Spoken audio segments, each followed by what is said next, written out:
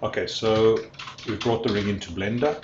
We, with all the components inside of it, the first thing we did is we highlighted the ring. We went to the modifier stack, this little gear over here. The first one we ran was a remesh modifier, and we set it to voxel, and 0.02 millimeter was the voxel size. We, after that, went in and we ran a smooth corrective. We run, the tick that we run is only smooth, and then we set a repeat to between 30 to 40 times, and we apply. We click the button and we apply. I'm not going to do this because I've already done it. I'm just making it fast for this video.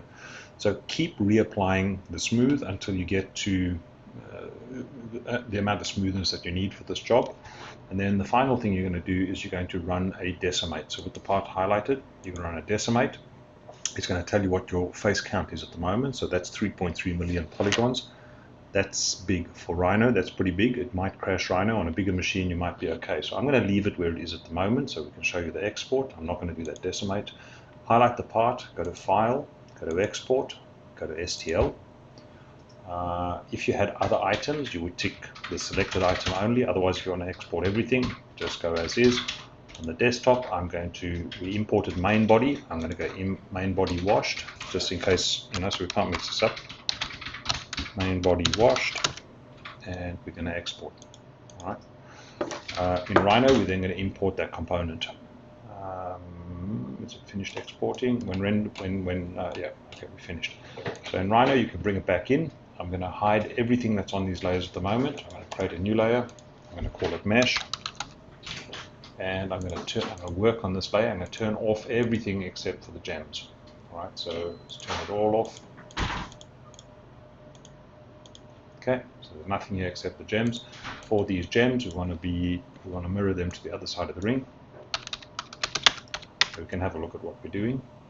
All right. And then we want to import our mesh. So import desktop, the one we're looking for is the main body washed. Be aware this is a big mesh. 3 million polys is pushing the limits of what Rhino can do. So if you needed to decimate a little further in Blender, then by all means do that in Blender. Okay, so give that a sec for Rhino to jumping between Blender and Rhino, get my little mouse mixed up. Okay, so you have this back in Rhino now where you can do a render for the customer.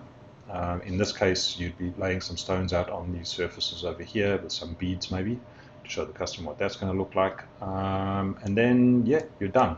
Half hoop ring complete. Okay, guys, I'm going to save this out as the last part of the tutorial. And I think to me, that's a 1 hour job to produce an entire half hoop from that first set of curves. Okay, guys, cheers.